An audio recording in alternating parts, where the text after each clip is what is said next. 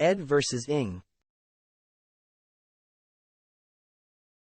Did you ever feel unsure about whether you should say, "I am interested," or "I am interesting," when you wanted to tell your friend that you would like to join an activity? If you did, don't worry, you are not alone. Let's go and learn the difference. When an adjective ends in ed, it often describes a person's feelings or emotions. For example, I feel excited about the upcoming trip. Here, excited indicates the feeling of excitement.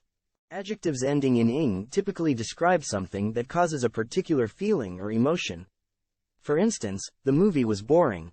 In this case, boring describes the movie and suggests that it causes a sense of boredom.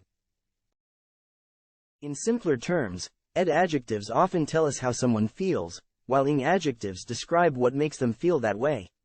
For example, I am interested, feeling, in reading an interesting, causing the feeling, book. The ed describes the feeling, and the ing describes what brings about that feeling. Best English Academy. Become an English speaker today.